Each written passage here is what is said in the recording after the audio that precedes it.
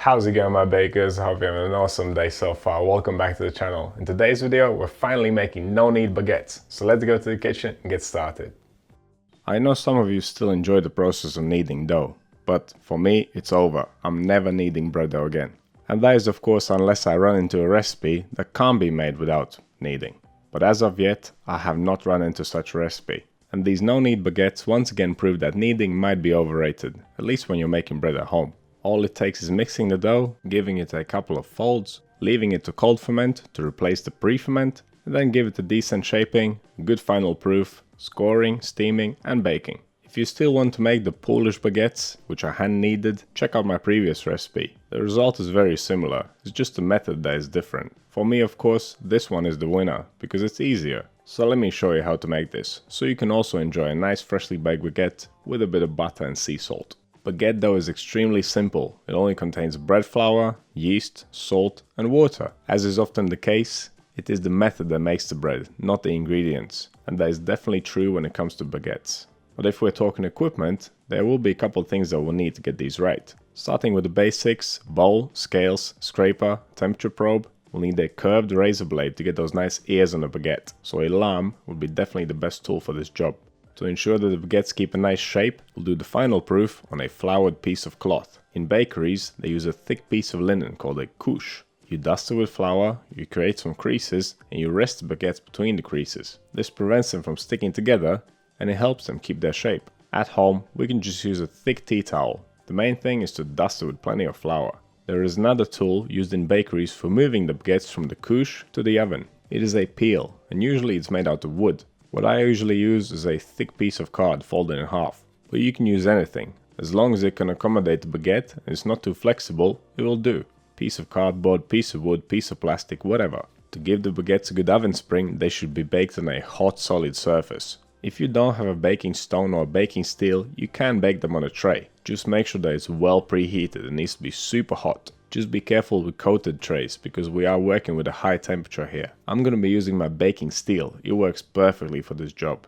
There is one final thing the baguettes need when they're baked, which is steam. One of the best ways to create steam is by pouring boiling water into a preheated pan.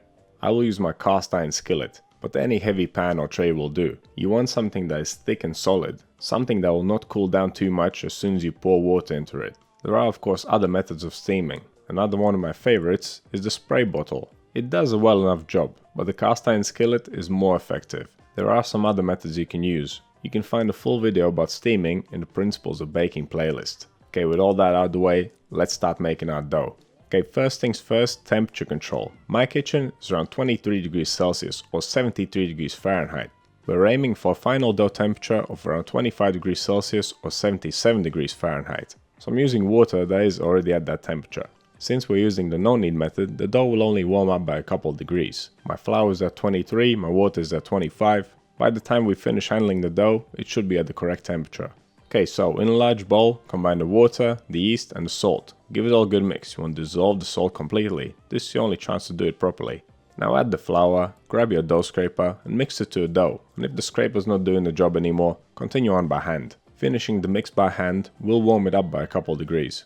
And this is how it should look. It's a little bit sticky and it's not very smooth, but it's normal. Let's pop it in a clean bowl and take its temperature. 25 degrees is what we were aiming for, 25 degrees is what we got. Well, a little bit more, but that is no problem. Okay, now we can cover the dough, pop it straight into the fridge and leave it to cool down for 20 minutes. After 20 minutes of cooling, we'll give this dough a fold. The hydration of this dough is relatively low, so we could even make this without folding. The main purpose of this first fold is just for cooling down the dough more evenly. Folding the cold outside part into the middle equalizes the temperature inside the dough. And you already know how it goes. Pop it out on the table with the smooth side down, flatten it out, fold the edge over the middle, go around in a circle until you have a nice tight ball, flip it smooth side up again, tighten it against the table, pop it back into the bowl, and now it's ready to go back inside the fridge. The total bulk fermentation time of this dough is 24 hours. But what we're going to do is give the dough one more fold halfway through bulk fermentation. And this is on the day of baking. If you made this dough in the evening or in the afternoon, in the morning, give it another fold. This will just ensure that our dough is nice and tight, ready for final shaping on the day. And it doesn't have to be exactly 12 hours, don't worry about that. You don't have to wake up at 3 AM and fold your dough.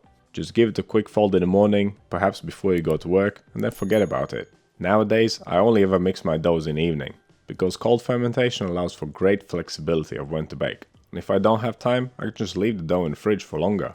Right, second fold done, pop the dough back into the bowl, leave it in the fridge to finish the full 24 hours of cold fermentation. I folded my dough at 5 AM and I was back at 3 PM to make the baguettes. And look at that, the dough is puffed up beautifully, it's well fermented, this is ready. To make the baguettes keep their shape and jump up as they bake, we need to build tension in the dough. We already started building that tension when we folded it last time. Now we're going to build it even more. First things first, divide the dough in half, we are making 2 baguettes. Usually I'd say go for scales, weigh the dough and then divide it. But if you're making only 2, it is okay to eyeball it. A few grams here or there are not going to make a big difference. So just flatten your dough and cut it in half using your dough scraper. And now you can start building more tension. This is the pre-shaping step. Shape the pieces of dough into nice little cylinders. Fold the 2 sides in and then roll it up. It doesn't have to be extremely tight, this is only the pre-shaping step, but we are building that foundation. After pre-shaping, cover the dough and leave it to rest. And whilst the dough is resting, we can prepare our proofing cloth. I like to place my cloth on the tray so I can move the baguettes around if I need to. Dust the surface generously and then rub the flour in so it's nice and smooth. And create a crease in the middle for separating the baguettes. Okay, 20 minutes later we can do the final shaping. And now we're gonna go for maximum tightness. Baguettes have quite a particular shaping method, and I'll walk you through it. Give the table a light dusting of flour. Place the dough horizontally in front of you with the smooth side down. Flatten it out a little bit. Take the top third, fold it down and press it in. Now turn the dough around and repeat the same step on the other side. If your fingers are sticking to the dough, rub them against the table, pick up some flour. The next part is slightly more tricky. We're going to use the index finger and the thumb of one hand and the heel of the other hand. Use your thumb to push the dough inside and the index finger to fold it over. And as you fold it over like that, seal it up with the heel of the other hand. Do this along the whole length of the dough. Once you've done one side, turn the dough around once again and repeat the same steps on the other side. I'm not sure if my explanation made sense, but just watch my hands and repeat. Now you can see how we are building tension, the dough is becoming tighter and tighter. Finally, you want to roll the dough out to about 30 centimeters or a foot long. You can taper the ends if you want, or you can leave them rounded. Once you're done, always take note where the seam is. When your baguette is proofing on the cloth, the seam should be pointing up. This one is done, let's get it out of the way, place it on the cloth and make our next baguette. And there's nothing different about this one. Make sure that the crease in the cloth is nice and high. Sometimes when 2 pieces of dough are rising upwards, they end up touching each other and sticking together. Okay, one more light dusting of flour on the bottom of the baguettes. Make sure they're nice and snug. Cover them up, leave them for the final proof, which should take around 1 hour. Now preheat your oven, 250 degrees C, fan off, preheat your baking steel, baking stone, any baking surface that you're going to use, and of course preheat your steaming pan if you got one. Oh yeah, and that's 480 degrees Fahrenheit for my American friends. Don't expect the dough to puff up massively during final proof. It should be nice and rounded, should look nice and plump, but don't leave it until it looks like a fat salami. These bad boys are ready for the oven. Give the bottoms another dusting of flour so they easily slide off the peel. The peel is pretty simple to use. Hold it in one hand, using the other hand, pull the cloth out sideways, place the peel next to the baguette, then lift the cloth up and flip the baguette onto the peel. Now it should be upside down, which is actually the right way up. Rub off any excess flour, make sure it's nice and straight, place the baguettes on a piece of baking paper, and now comes another crucial part, the scoring. If you want nice ears on your baguette, you need to cut them the right way. Try and visualize about a 1 inch wide line running down the length of the baguette. You want to keep the cuts within that line. You need to cut at a very slight angle. Don't cut the baguettes across. Each cut should ideally overlap by about 1/3. And again, if none of that made sense, just watch my hands and repeat. And like I mentioned in the beginning, the curved razor blade really helps here. As it goes underneath the dough on one side, it'll create a little flap as the dough rises up in the oven. As you're slashing the baguettes, the kettle should be on. You want some boiling water at the ready. Slide these bad boys in the oven and then carefully, with oven gloves on both hands, pour boiling water into your preheated pan. About half a cup of water will do. And this is that cloud of steam you want to see. It'll prevent the crust from drying out too soon, it'll make the baguettes rise nicely. And it will make the crust nice and crispy. As soon as you close the door, turn the temperature down to 220 degrees Celsius or 430 Fahrenheit. Bake your baguettes for 20 minutes or until the crust is nicely browned all over. And these look pretty ready to me.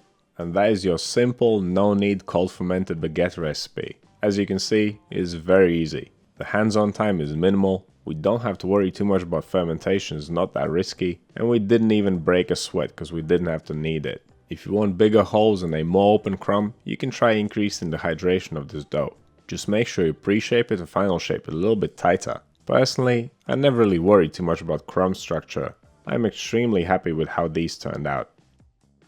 So what do you think of this no-knead baguette recipe? Do you believe that any bread can be made using this method? Let me know down in the comments. If you want to see more videos like this one, click over here. Subscribe to the channel, click right here. That's all I have for you today. Thanks so much for watching. I'll see you in the next one.